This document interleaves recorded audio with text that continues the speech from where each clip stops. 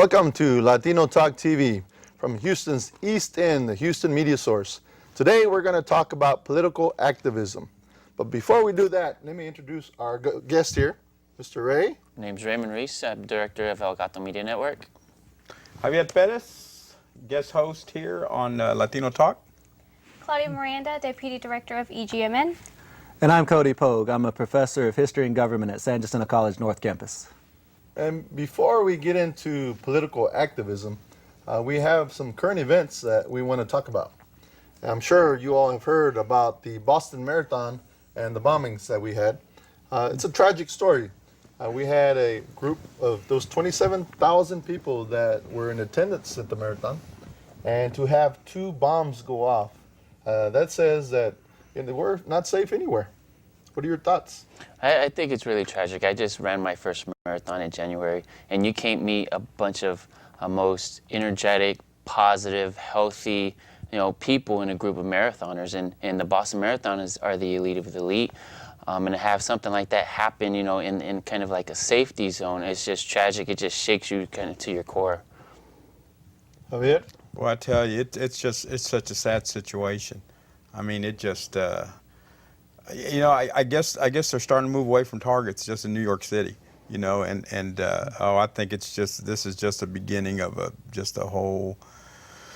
Pandora's box of these attacks. I think that's on the forefront. From my understanding, what happened with 9/11 was something from what I've been hearing on the news. Is that right before 9/11 happened, there was a reform that was just about to be established, and recently reforms ongoing, and now this happens. So, I mean, it's just questionable. I think it's a good question to have. Why this timing? Yeah. I think it's tragic, and it's a cowardly act. America has the strongest military in the world. I mean, they don't attack our military. They go after unarmed civilians, freedom-loving people, and it's a tragedy. Well, it's a clear act of terrorism. It is. And is it homegrown? I guess we'll have to find out. I mean, we have our own acts of terrorism right here at Lone Star College. I mean, yeah. So who knows what's going to happen? There's going to be obviously an investigation. Yeah. I'm sure there's going to be multiple entities involved, and hopefully they find out who did this quickly. Because what's going to happen is the other marathons there's going to be some people hesitant about going to those marathons. You just never know what's going to happen. I think they're going to be hesitant about doing anything. That's the whole point of terrorism, because you don't know where it's coming from. Absolutely. And that's the sad thing about it. You could be shopping in a grocery store or putting gas in your car or going to a movie. You don't know where it's going to pop up next. And I guess they're going away from the hard targets at New York City. And my hat's off to the New York PD. I mean, they are just in such a mode where it's hard for them to get into to perform those kind of acts in New York City because of what has happened there in the past. So they're going after softer targets. So it's just going to be sad to see where it goes from here. Well, this is a very interesting time. You got to remember that there's discussion right now in the Senate about reforming the laws related to gun control. Mm-hmm. And the NRA obviously is against any kind of control, and they are a powerhouse in the Capitol, in the Senate. They fund more candidates than I don't know what. So they have a stronghold on the Senate and the Congress, the House of Representatives. Mm-hmm. So it'd be interesting to see if there's any kind of gun control that's passed by the Senate. You as a professor, you probably would know more than I about that topic. Yeah, well, just on a personal level, people talk about guns in the classroom.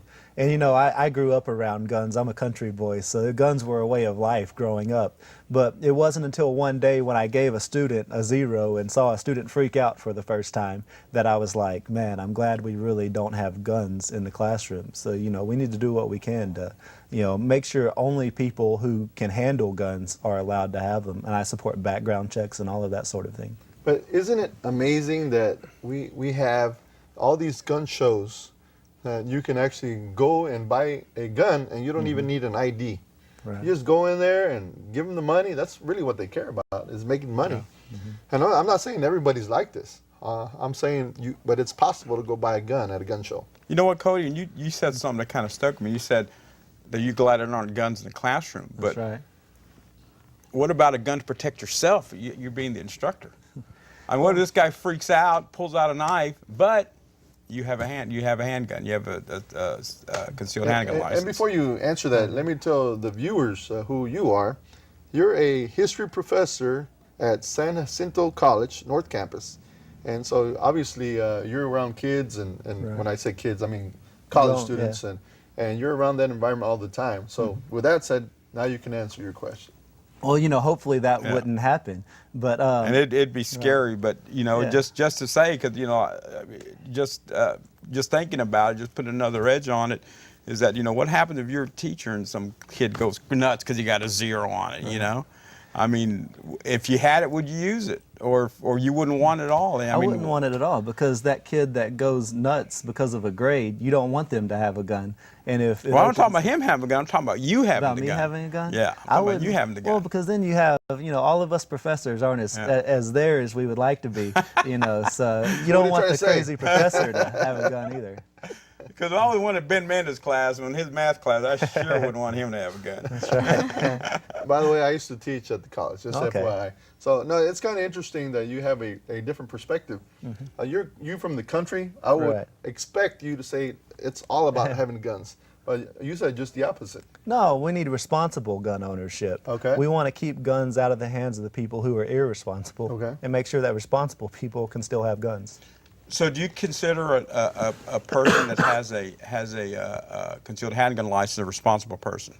Yeah, they're for the most part responsible. You don't know that for sure, Yeah. but they've passed a background check, they've taken a class, and so forth. But still, you don't want it in the school, because things can happen, and we care about our kids too much. Oh, absolutely. You as a student, how do you feel about guns on campus? I would not want guns on campus. To me, that would just make me feel unsafe, because, if anything was to happen, knowing that a student has a gun, that could just make things worse.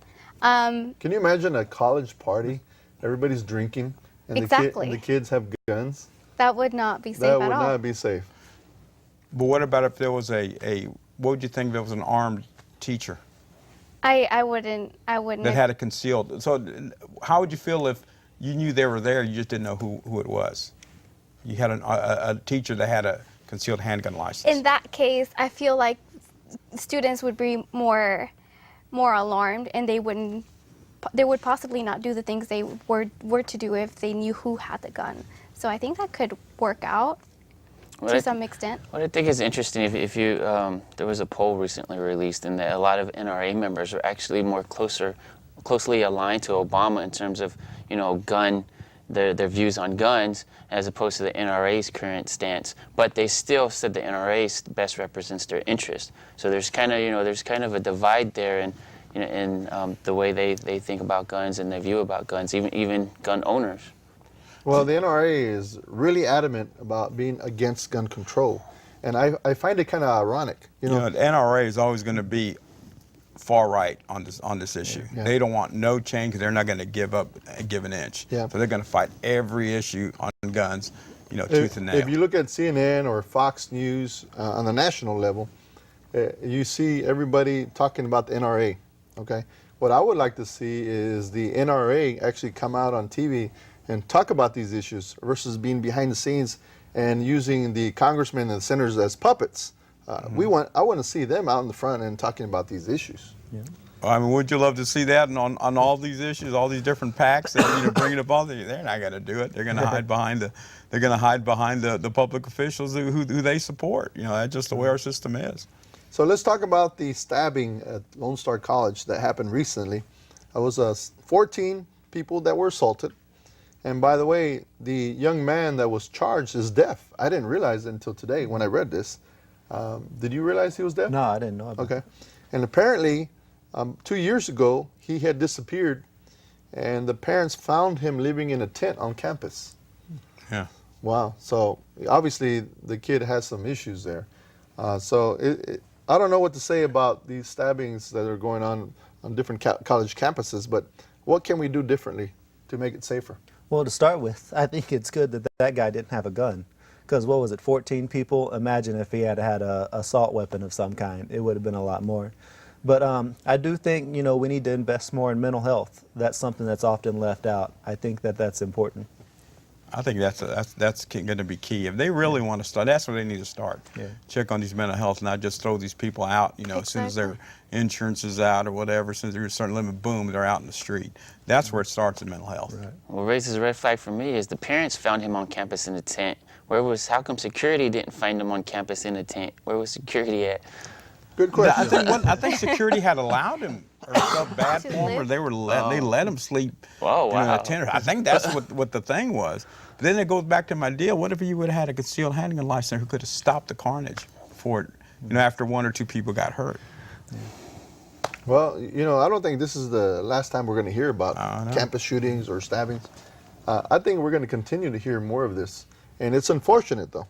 But what can we do specifically to stop it, besides mental health issues? What else can we do as a community? I don't know. I know that teachers in the classroom can watch out for these students who seem to have these problems and might, have an experience like that someday. Boy, that's a tough question. That's the $1 million question right Yeah, there. what do you do? What do we Yeah. do? All right, let's go on to the next topic. We had an 84-year-old inmate charged for plotting to hire a hitman to kill a Montgomery County prosecutor. Obviously, there was some issues there. She was serving time, by the way, and she was doing this over the jail phone. Okay, so they were monitoring her. Smokes. Okay, now, I don't know about you, but if I was trying to kill somebody, that would be the first thing not to do, right? Right. Is to use a jailhouse phone. Man, talk about attracting the wrong woman. Oh, my goodness. Do you think that maybe she wanted to be heard? Well, all I know is she's 84 years old. She tried to hire a hitman to kill somebody. Okay, now, And not just somebody, a prosecutor. Holy smokes. yeah, so, we had some issues just recently. Probably mental health issues again. I said, my God, it goes back to that. Yeah, Is it? so- Do they say if it's tied to those other DA no, it killings? doesn't say anything about having any connection to the others. Yeah, but just the mere fact that she's 84 years old and she's right now serving time Yeah. using a jailhouse phone to do this. That tells you something's not right. That is just one PO'd lady. Yeah. So that wraps up our current events. We're going to take a short break. We're going to talk about political activism, and we're going to talk specifically to this young man right here. He's a professor. He's from Kingwood. There's not a whole lot of political activism going on over there, so I'm very we've got a curious little to No, hear. there's a lot. It's just to maybe hear going what in the wrong you're gonna direction. say. So we'll be back in 2 minutes.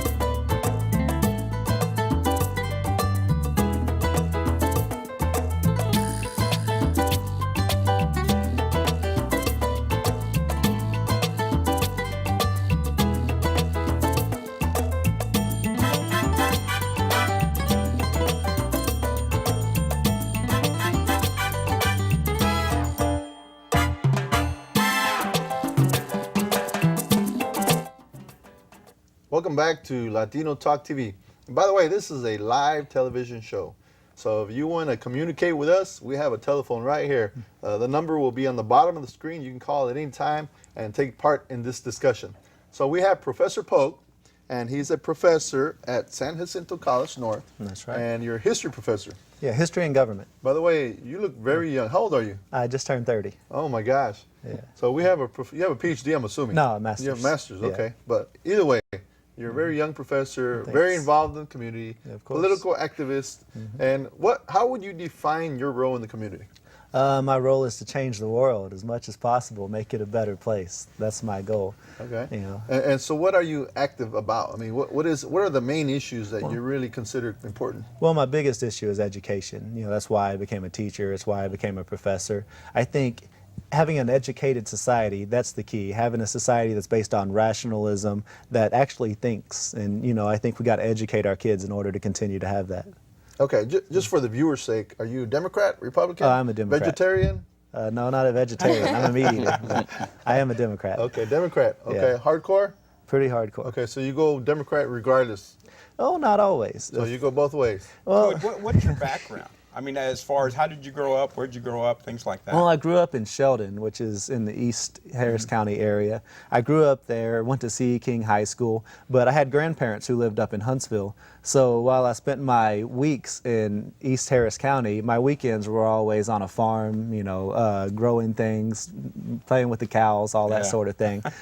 Weekends and summers. That was pretty much how I grew up, and had a love for history. And decided when I went to college, decided that's so what did I you wanted find to the study. farming community was a lot more conservative, or Well, was it vice versa? I don't know. I wasn't really involved enough in politics Yeah. back at that point. We just kind of went up there and hung out and played as a kid. So, yeah. You have a question? No question. Okay. I was gonna say, you know, there's a lot of issues going on right now, and one of the issues that are very important to the Hispanic community is the immigration issue. Right. What are your thoughts on the immigration issue?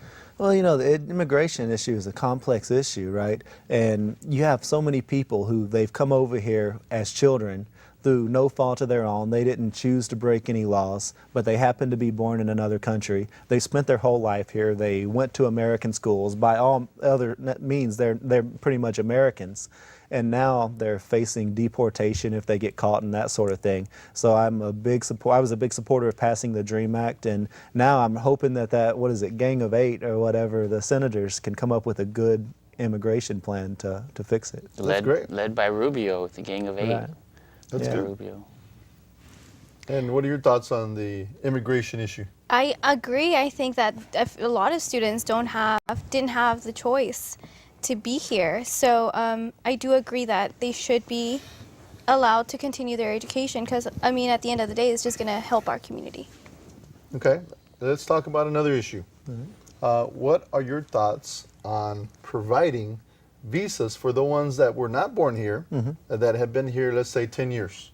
What are your thoughts on having them actually pay taxes and be productive citizens versus sending them back to Mexico or any other country? I support that. I support a path to citizenship. You know, if they take a background check, I think the Obama plan said they should have to pay a fine. You know, but whatever it takes, you know, put them on a path to citizenship if they don't have any kind of criminal record. And so, do you find that the mentality of the Anglos, if you will, that are in your community is pretty much different than yours? It's very different than mine. Yeah. Why do you think that is? Well, you know, I think there are some other issues as well. I mean, for example, jobs. You know, while we are doing this, I think we do need to make it to where it's harder to get across the border illegally. Because, I mean, let's face it, companies will bring people in as cheap labor and they will take away good paying jobs. So, you know, we do need to take care of that. And I think part of it is that issue. I think a lot of it is just straight out, you know, I don't know if that's so much racism, but I think a lot of people feel like their way of life is under attack by somebody who's a little bit different than them. And I think they're scared because of that and they don't know how to handle it. Well, interesting because my dad, his trade was a welder. So, and we're so far removed from the immigrant experience. You know, I'm probably closer to this guy than anybody else. But my dad would come back and he would talk about times where the companies were hiring immigrants for cheaper than what my dad was doing. But my dad was always able to retain his job because he had specialized skills in welding. He was dependable. And he had military background, so he never worried about when these companies did decide to bring in immigrants about losing his job. And he always had the choice to I don't like this job, I'm going to go find another one. He had those skills. So I think if Americans, you know, when you talk about education, if Americans can make themselves competitive in a global environment, you don't got to worry about, you know, low skill immigrants who are going to work for cheaper because you're going to be able to do some of the higher skill things that you can do with education that we provide. Cody, what do you think? Is there a difference between the actual student bodies that you teach and the positions they take as far as the community itself? Is there a difference there, or are they pretty much equal? Well, you know, I have. And what is your breakdown as far as? Yeah. Well, my students, most of them are freshmen coming straight out of high school, and they haven't really developed their true political identities. There's a lot of them who they take whatever their parents, and because I teach in a more low-income area, it is mostly Democratic. Yeah. But most of them don't really have their own political opinions, and that's where I kind of come in. Is, you know, I'm a hardcore Democrat when you catch me out in real life, but if you catch me in the classroom, you have no idea what I am, because I challenge every belief, no matter what it is, Yeah. and I want them to develop their own political opinions. So Yeah. I like the way you think. yeah, You know, it's good to challenge the students. Exactly. Because a lot of times our students are, the media is the one that really infiltrates them, and they don't understand what's going on behind the scenes. So they need to be challenged in the way they think. Yep. Now, in your opinion, the demographics that you teach are predominantly Hispanic? mostly or- Hispanic. Okay, is it 60%, 70%? I don't know the numbers, but probably around 60%. somewhere Okay, around there. so the non-Hispanics that are there, do they have the same mentality as the Hispanics? Yeah, I think for the most part, a lot of them do. Okay, so Yeah. so pretty much that whole area has the same mentality as far as the way they think about the immigration policies. Right. You have everybody that grew up in the same community, went to the same high school, so I think they're pretty similar. A lot of it is socioeconomic status. That's Yeah. that's a lot of things. I mean, it's not always about race. It's about where you grew up and who you grew up around with.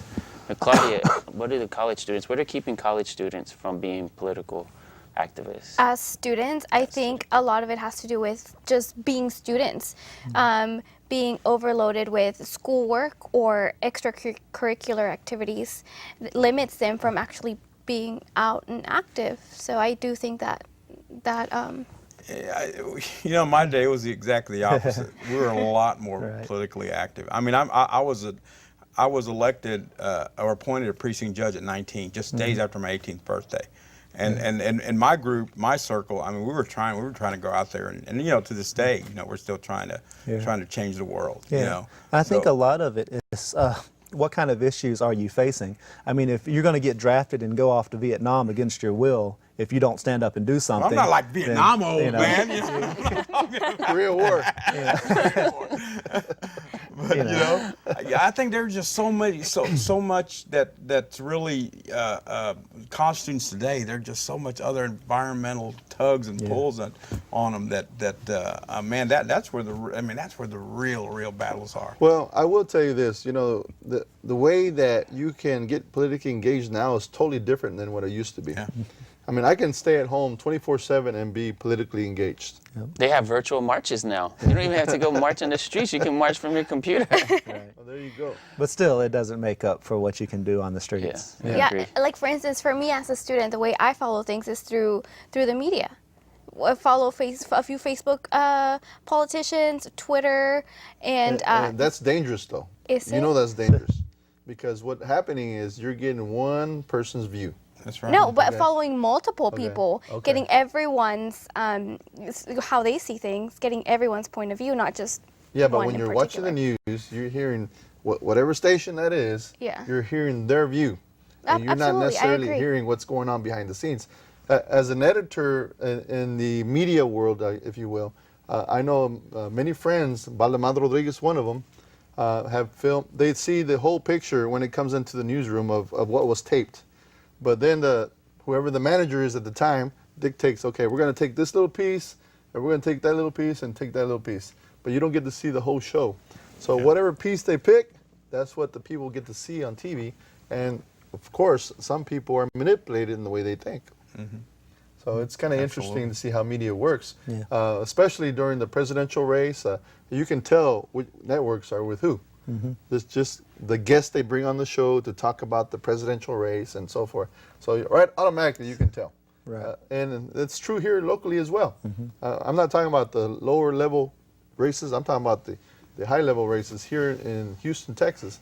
The media has a big play in what's going on. Right. I don't know that there's so much. hold on, my cough. Yeah, I don't know. I don't know if there's as much media bias as there seems to be sometimes, though. For example, CNN and those stations give Obama a lot of coverage, but I think there's more of a sensationalism bias. He's cool, he sells, whereas somebody like John McCain doesn't necessarily sell as much. So I think there's a lot that goes into star power as well. Oh, I would agree with that. Not to mention that the media, they want to go after someone that is very vocal. Perfect example, Quanell X. Right. Quanell X is in the media all the time. Why?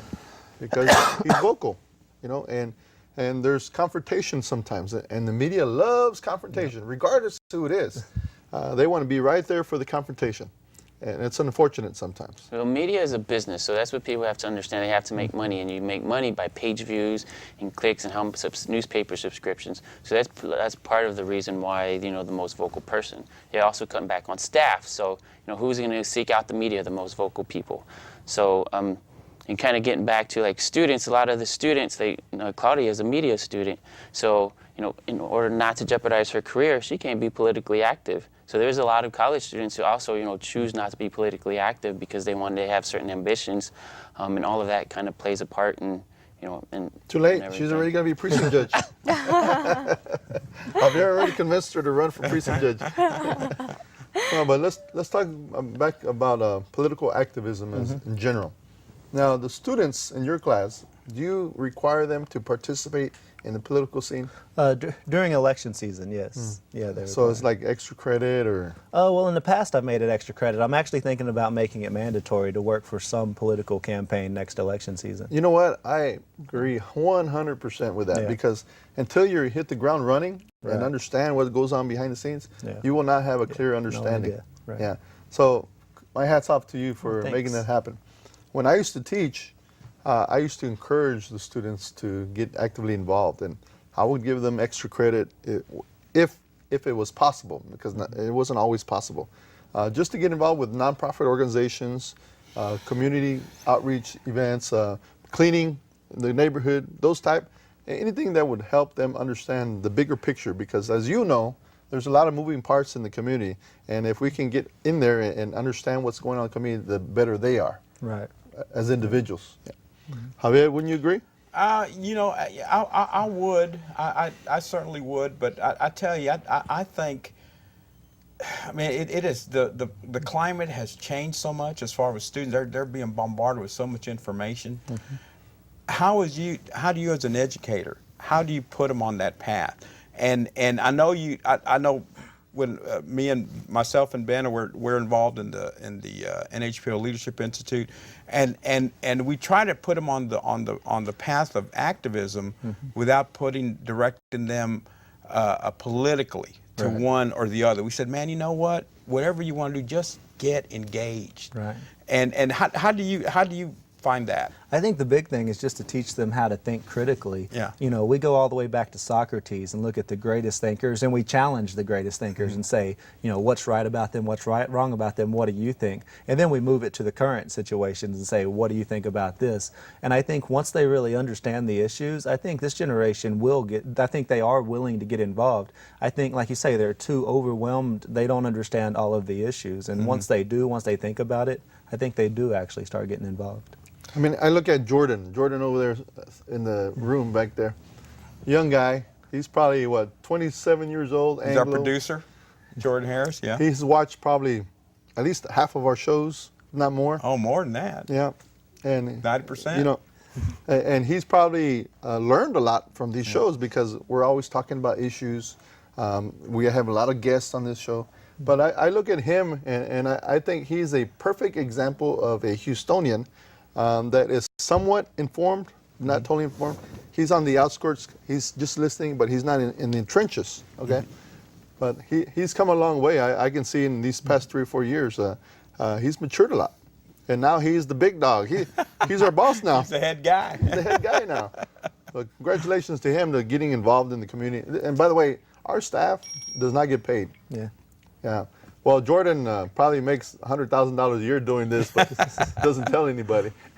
But no, in all seriousness, it's important that people get involved. And you see all these people that are volunteering behind the cameras without them getting involved, engaged, we wouldn't be here today.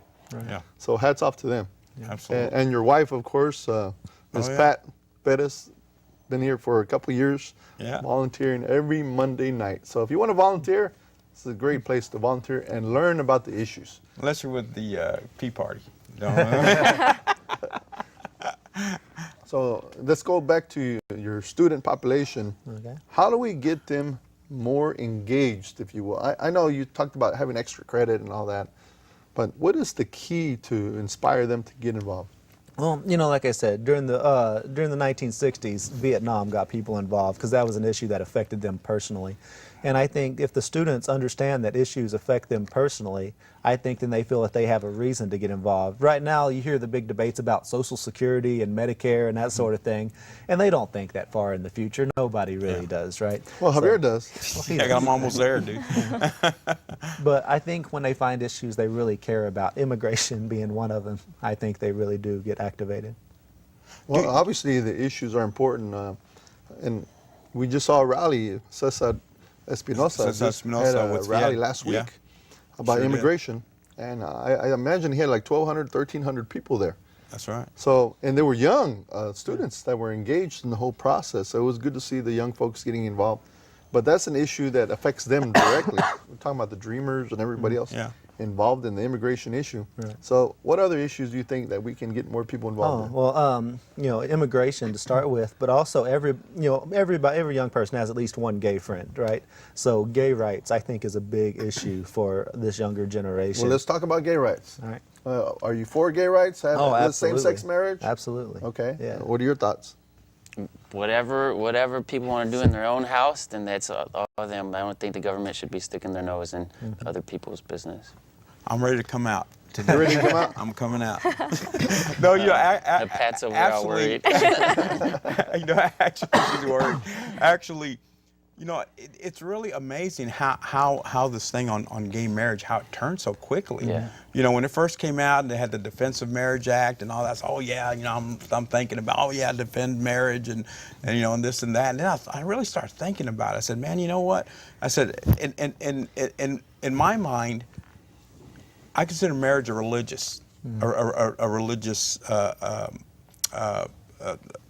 belief promise. or whatever, a promise, whatever. Right. Yeah. So civilly, if two people want to get married, I shouldn't have anything about it because to me it's religious, and in my religion it'll never happen, or I don't think it'll ever happen. Right. But civilly, if two people want to get together, then who am I to say no? You can't. These people, really love each other. So, and I think the whole country as a whole has really turned around on this, and really in a short amount of time. You're only talking about a couple years, and it's gone from like 40% to like almost 70%. It's amazing how it's changed and how fast. No, I totally agree. From a student point of view, I do have a lot of friends who are either gay or lesbians, and I agree that they're passionate about this. This is who they are. You can't change that. So at the end of the day, it just does come down to for every person who they want to be. So. Right. And you talk about religion. The Bible says, somebody asked Jesus, what is the most important commandments? He said, love the Lord your God and love your neighbor as yourself. If we go out and discriminate against our neighbors, are we really loving them as ourselves? Who are we Yeah. to judge? Yeah. I mean, the Houstonians voted for a gay mayor, and Right. she's openly gay. I mean, she's never hid it. And so obviously Houstonians, well, I would just say majority of Houstonians have agreed that it's okay to be gay and to show that you're gay, be open about it. I'm all for gay rights. I'm all for same-sex marriage. Anybody wants to get married, that's their issues. If they want to do it, that's fine. Yeah. We can't tell people who to marry and who to live with. Yeah, so I'm all about that. Your thoughts? I think with the younger generation being so open-minded, it's just inevitable. No matter what the Supreme Court decides here in the near future, it's inevitable that gay marriage it's going to happen. Yeah. All right, let's talk about another issue. All right. Let's talk about the Tea Party. Tea Party. Yeah, we got some of them out in Kingwood. Yeah, I bet you do. I bet you do.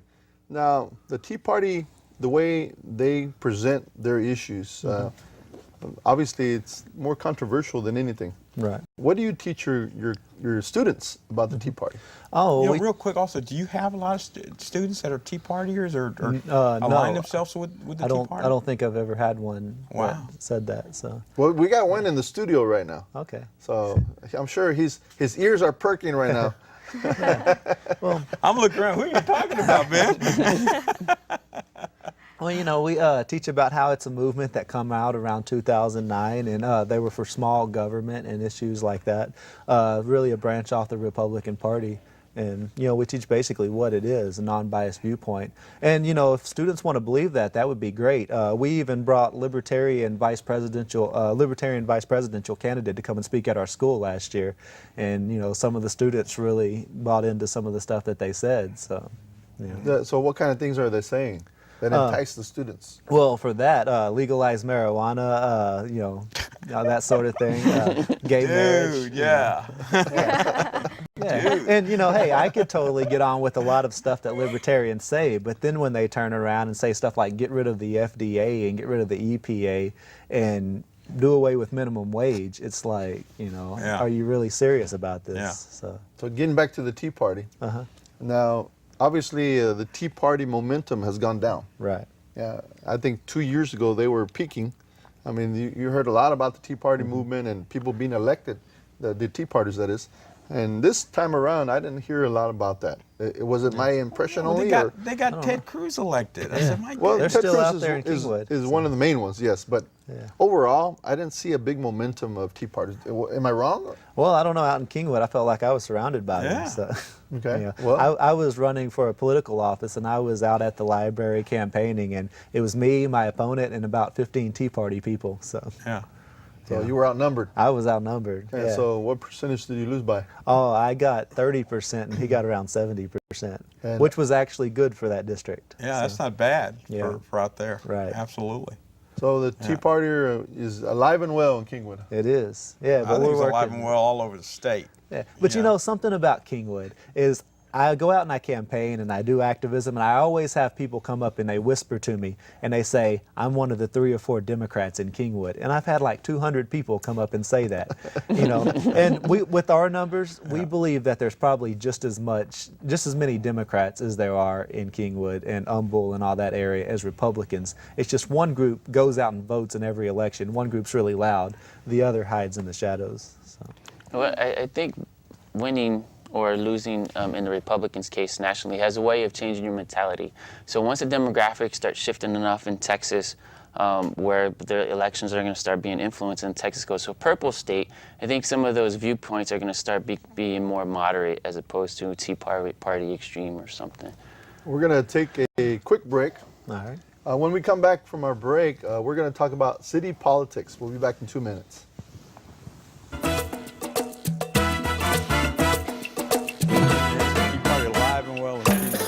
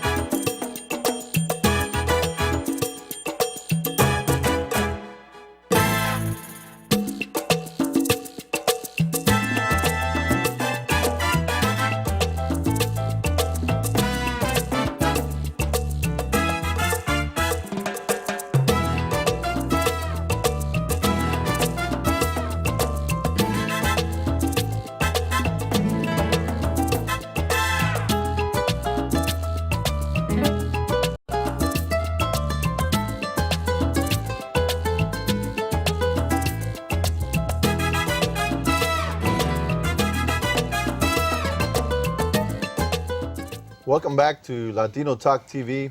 Now we're going to talk about city elections here in the city of Houston. So, as you know, we have a race going on for mayor. We have Anise Parker and Ben Hall. Those are the main candidates thus far. I'm sure there's going to be others. But what are your thoughts on the city election? I don't know that much about the city of Houston election. I actually live just outside of the city of Houston. I'm supporting Mayor Parker. I think she's done a good job, but I can't vote in that election. So Well, you know what's kind of interesting is that she won by less than 51% of the vote last election. And So- for a sitting mayor in her second term to win by that little, So- who the Sharks are circling. So it's going to be The Sharks interesting are to see what circling. happens. Yeah. You know, it's the way I look at it is whoever has the ground game is going to win. Right. So whoever has their troops out, obviously Anise has a huge advantage. She's been elected, I think it was 8 times, if I'm not mistaken. She was 3 times for city controller, 3 times for city council member, and twice for mayor. So she has a definite advantage over Mr. Ben Hall.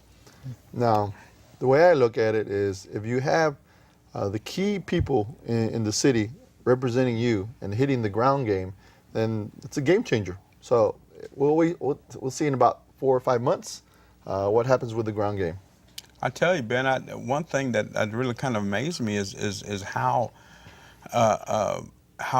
quickly and how hard the campaign's already hitting it. I mean, we're barely in April, and some candidates have been out there since February, you included. And I mean, these people are really starting early. And I think part of that is I think part of it is the younger people also that are really getting behind some of these candidates. But the candidates these days are not taking anything for granted, especially Latino candidates. They're really out there. They're really out there pushing it. Well, right now is a tough time for the city of Houston. Obviously, there's not a lot of money at the city right now, so they have to be creative on how they're going to make things happen for the city. My thing is having public-private partnerships is the key to making anything happen. Perfect example, the Dynamo Stadium. It wasn't just the city. They brought on the county monies, they brought in TSU, et cetera, and created that public-private partnership. Same thing at Hobby Airport. You have Southwest Airlines put in their money, the city put in their money. So I think we're going to see a lot more of that. The rich get richer Right. by using other people's monies. The city can do the same thing. Wow. Well, here's the Tea Party. Be glad to hear that. Well, Hey, if you're with a Tea Party, use that phone, guys. Come out of the shadows. yeah, our number Come out of the is shadows, Tea Party. We want to hear you. 281-846-5079. We would love to hear from you. Javier's ready. Yeah. And Mom, please don't call. Just kidding. But anyway, so what are your thoughts on those issues where the public-private partnerships are the key right now because we don't have any funds? yeah, we got to do whatever it takes to. We got to do whatever it takes to make the government run, to make the city run. So yeah. Well, perfect example also is the senior citizen housing. Harris County has done a great job in creating partnerships with actually nonprofits that build housing. Okay, so they have this partnership, and I don't know if you've ever been to any of their housing for Harris County, but the elderly are taken care of, and they have some nice housing projects Oh yeah, throughout the absolutely, city, throughout the county, I should say. absolutely. There's no reason why the city of Houston can't do the same. Well, they have. Well, they have. They have. But on I a know. smaller scale. But there are a lot of, and they're building these partnerships. I think one of them, for sure that I can think of is the William Booth Garden apartment complex. The Salvation Army got together with HUD and the city to do that. That's a beautiful facility. And back when it was erected back in the I don't know, I guess about 10 years ago. I mean, it was amazing how they got that group of people together. Salvation Army got together with HUD and they got together with the city and made a fantastic facility. And man, it's a great place to live. It's a great place to live. And we need more of that. We absolutely need more of that. Well, that sounds excellent because the government's not known for being efficient, and fiscally responsible all the time with their contracts. So anytime you can have a private-public partnership, that sounds great. Yeah. Sugarland did a great job in creating a city hall in Sugarland. I don't know if you've been there or not, but they have the actual city hall, and around the city hall they have developments, the restaurants, they have apartments. It's just a really nice place. Nice setup, huh? And the city of Sugarland didn't have to pay a lot for that facility because the developer made that happen for them, and then they were going to make their money off the other things that were around that. So that was a great idea. And I'm sure we're going to see a lot more of that in the future because the city doesn't have any money. You know, I think that's happening right now in East End. I think that is happening right now in East End. I think in 5 years you're not going to recognize the East End. Well, not to mention the rail that's coming in. Right. We have federal funds that are being used to expand the metro system. Unfortunately, it's not like it should be. I mean, we're way behind. I mean, you go to any major city in the north or the east. Absolutely. I mean, their subway systems, their train systems are a lot more complicated. Oh yeah. Yeah, not just the city of Houston. I'm waiting for the state of Texas to have rails between Houston and Dallas and Austin and San Antonio, some of our major cities. Seems like we're just bringing the state government, just bringing them, just kicking and screaming to the table when it comes to transportation like that. Yeah. You know, they're just way behind. They just don't seem to get it. Go ahead. Oh, as long as it reduces traffic, I think this is an excellent idea. She's still going to be in her car. She ain't going to be in a train. She wants everybody else to get on the train. Yeah. I'm just curious, do you have a green car? No, it's blue. It's No. dark blue. Oh, no. Eco-friendly. No, it's not very eco-friendly. What school do you go to? U of No, H. just kidding. But no, there's a big push right now for going green. Yeah. Like the eco cars or whatever you want to call them. Now, the problem is that we don't have the infrastructure for having green cars. I mean, every once in a while you'll see a charging booth, maybe downtown or somewhere else, but very few charging places. So in order for us to go green, we need to have more infrastructure. Yeah. So in Austin, Texas, by the way, is the leader of going green for the state of Texas, in case you're not aware of that. You're going to see a lot of the stores installing those green charge stations. Walmart is one of them. CVS is another one. And so you're going to have more of those, and then you're going to see more green cars. You know, I saw one at the CVS just in Midtown. They had a charging station there, and I said, "What the heck is that?" I even saw them in Memorial Park, and unfortunately, people are parking in those spots that don't even have green cars. So don't be parking there. Tow them off. Tow truck. Yeah. So the other issue I want to talk to you about is at the state level. Okay. Okay. We talked about this in the last show, but I want your opinion. Okay. Now, there's a big push to put Coke products outside the schools, keep them away from the schools. Right. So anything sugary, they're already out of the elementaries, but they want to take them out of the high schools as well. Right. What are your thoughts on that? I would support that. You know, we have a growing obesity epidemic, diabetes, heart disease, all this sort of thing. I think we need to work to give our students responsible choices in the high schools. One of the other things they want to take away is those drinks at the football games or football practices or any other sports. The Gatorades? Gatorades. How do Wow. you feel about that? Hey, if the water is is more healthy for the football players, why not? Okay. So, Well, I disagree with you, and I'll tell you why. I think we should have a choice. yeah. Young adults should have a choice in what to buy. I think we should get rid of the big sugary drinks, but I think we can have some that are not so sugary. Right. You know, and there's a lot of flavored drinks and all that good stuff. For me personally, I get tired of drinking water all the time. How about you? I mean, I love that Coke, but I do drink a lot of water, and I don't drink the sugary drinks, but I will drink Diet Coke. I will drink. And by the way, Mr. Javier Perez went to testify in the Senate, right? The Senate hearing. Yeah, a couple years ago. He I testified sure did. against this very same bill. This. Yeah, that was kind of funny because I think it was Senator Lucio from the Valley it was his bill, and you know I was the last one to testify, so every issue had been taken up, and they had rehashed it over and over, and so I went over there and I kind of changed it up. I said, you know what, I think it really needs to be a parental decision. It needs to be something between parents and kids where they want to have that. You know, and not just make it, you know, where we just take it away from them completely. And there was a senator from Dallas, and she agreed with me. She was a Republican, and Senator Lucio he looked at me and he goes, "Well, Mr. Perez," he goes, has Coca-Cola paid you to be here to testify on their behalf?" And I said, "Well, no, Senator, but today be a good day to ask. I actually got a laugh out of him. So. Yeah, no, but I'm a big supporter of choice in everything, right?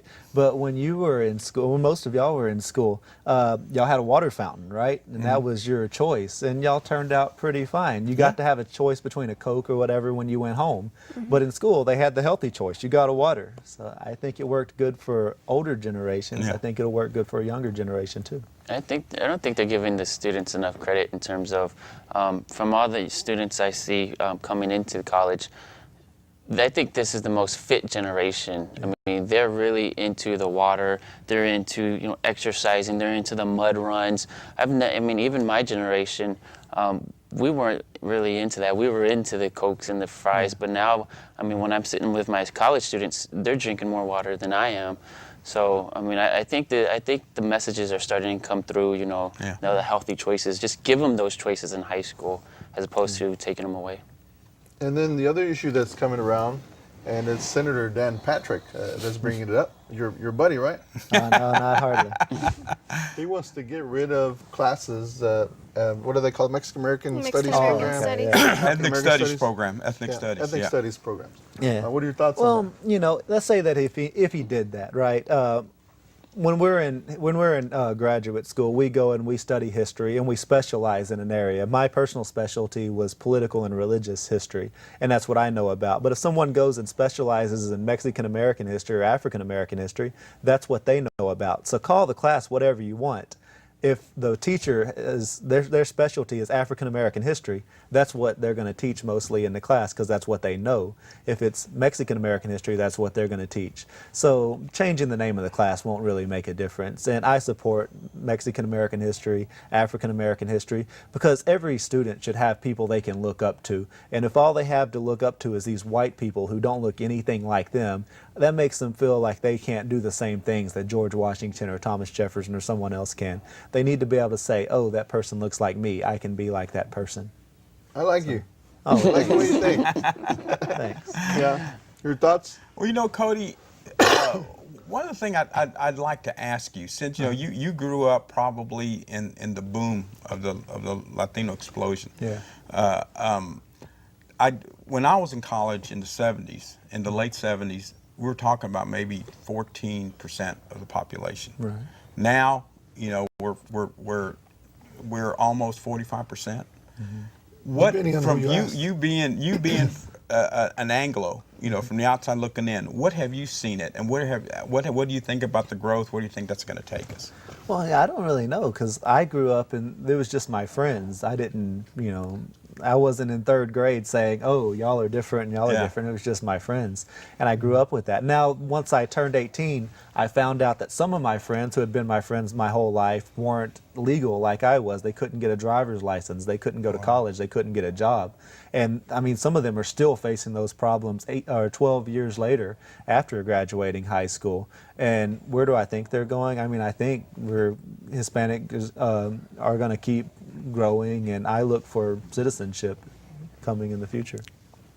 Man, I tell you, I hope that's the case. Yeah. I mean, something has to be done.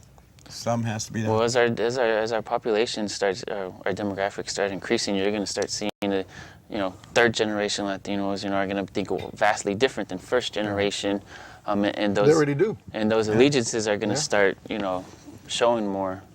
Yeah, I mean, there's a clear divide in the ones that are from here and the ones that are not from here. And obviously, there's political forces on both sides that have not agreed on certain things. And it's kind of interesting that as Hispanics, we're often lumped up. Whether you're Colombian, Puerto Rican, or whatever, we're lumped up. Yeah. Yeah. Hey, I was going to ask you, I meant to ask you this earlier.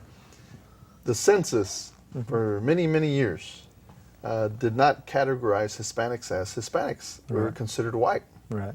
Do you teach your class why that's the case? I'm not sure. What is the reason? Wasn't that Well, LULAC? Is it LULAC? But back many years ago, we had obviously, in order to increase the numbers of the white population, they lumped us together. Okay. Okay. And now that we have increased our numbers and we want our own, what do you call ethnic group on the census, we still are fighting that battle. Yeah. And how long has it been? I don't know how many years the census has been around, But we've been fighting that battle for a long time. And so whenever you're Hispanic and you're looking for that one little dot, it's not there. So you're white on the census. I first noticed that with the speeding ticket. When I was 18, got my first speeding ticket, I'm looking it over in disbelief, and I see the little box and it says white. I'm like, what the? Did he not see me? I say, why the Caucasian? You know, I'm still looking for Caucasia. I want to know where that country's at. Caucasia? You're from Caucasia, where's it Caucasia? at? Well, I just thought it was kind of interesting, you know. To this day, we cannot consider ourselves Hispanic on Well, the I census. think that's supposed to change on the next Well, census. we've been They're fighting looking it. at it. We've been fighting Yeah. it for a long time, and know, and obviously nothing has I happened. tell you, man, it amazes me, especially being involved with the NHPL Leadership Institute, where we have Latinos from all over the world, really. You know, from South America, Central America, you know, Cubanos, you know, everyone. It just amazes me, and they all have, you know, they go across the political spectrum. I mean, they're all over. They're conservative Latinos. They're liberals, of course. They're moderates, and it just amazes me how many different faces they are in society. And you know, it's hard to, once you've been involved with. And I never had really been involved with Latinos other than really Mexican Americans and you know, maybe a few Salvadoran, until I got together with Leadership Institute, the Colombianos, the Venezuelanos. I mean, man, they're across. I mean, you can't loop them together because they're free thinkers, and it really amazed me on the diversity of the Latinos. Just Republican, diversity, Democrat. yeah, a lot of Republican Latinos, absolutely, Yeah. absolutely. And you know, you're even doing concerts now with different ethnic groups. The Cuban Festival. Oh and yeah, The Puerto Rican Festival. exactly, absolutely, Yeah. Yeah. But you personally. Oh yeah, Yeah. We're doing with and we're doing, I think, Garifuna, which is a, you know, Caribbean culture, you know, that are considered Latinos, you know, too. That we're doing. There's a culture, I think, in Fifth Ward Jam in May that we're going to be doing with them also. So yeah, as that gets closer, we'll have more information on that. Yeah. So we're wrapping up the show. Is there any last minute things you want to say? Oh man, out of this whole thing, yeah, you know, to the young people who may be watching, you know, just stay in school, go to college, hang in there, you know, get politically active. You can change the world. You just have to want to change the world bad enough. Any last minute comments? Over political activism, the season is to get politically active is now, because we do have a few months before the election, so you can start getting into those campaigns. My good friend Mario Salinas with Latino Giving is having a seminar on May 6th at Talento Bilingüe de Houston, Monday at 6 p.m. on what it is being Latino in Houston. So that's coming up. Well, I want to applaud you for being like that with your students, motivating thanks. them and to be more active. I didn't have that in my political classes, so. All right. That wraps up our show. Thank you for joining us here on Latino Talk TV. We'll be here next Monday, live, 6 p.m. See you then.